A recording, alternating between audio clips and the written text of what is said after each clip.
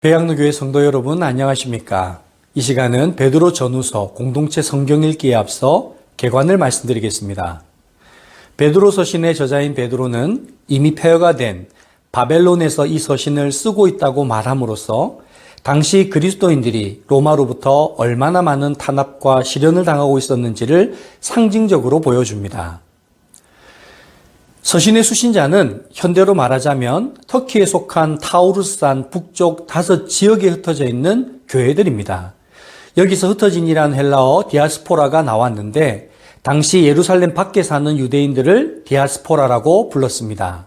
아울러 이 단어는 천국을 떠나서 사는 모든 그리스도인들을 은유적으로 일컫는 말로도 사용되기도 했습니다. 기록연대는 이들이 박해를 받고 있으나 바울의 순교를 언급하지 않는 것으로 보아 네로 박해 직전인 주 64년에서 65년쯤에 쓰여진 것으로 보입니다.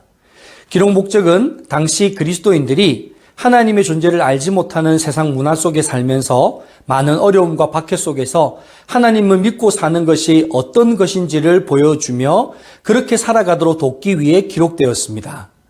베드로의 따뜻한 격려와 실질적인 가르침은 세속적인 문화적 갈등 속에서 살고 있는 오늘의 그리스도인들에게도 깊은 통찰력을 줍니다.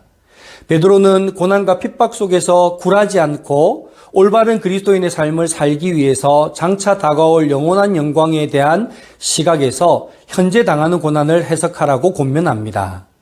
이는 단순히 관점을 변화시켜 기독교인의 삶에 대한 오해와 편견을 극복하라는 말이 아닙니다. 예수님도 우리를 위해 고난 당하신 것처럼 우리도 그의 고난을 생각하며 이겨나가야 한다는 것을 말합니다. 우리가 하나님을 믿고 살면서 당하게 되는 고통은 예수 그리스도의 고난에 참여하는 것이며 다가오는 영원한 영광에 비하면 그 기간은 아주 잠깐이라고 가르칩니다. 베드로는 구약 속 하나님의 백성들과 현재 교인들과의 유사성을 부각시키며 이스라엘과 같이 교회도 하나님의 새로운 백성으로서 거룩이 요구된다고 주장합니다.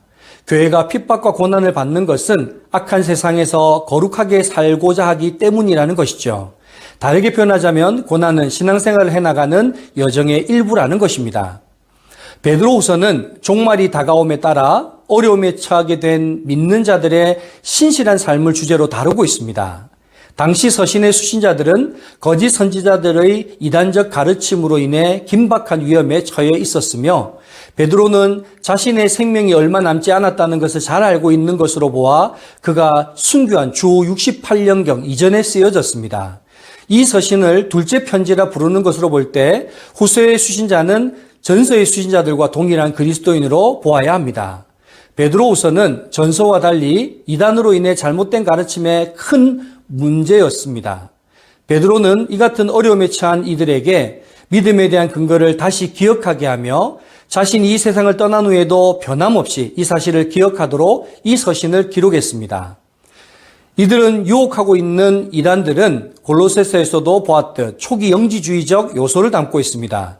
그들 중에 어떤 이들은 육체는 어차피 더러운 것이라고 일종의 도덕 무용론을 주장했습니다. 그로 인해 교인들은 거룩하지 못한 옛 모습으로 다시 돌아가는 이들이 생기기 시작했으며 즉각적인 심판이 없으므로 하나님께서 이런 삶을 인정하신다는 가르침이 돌아다녔습니다.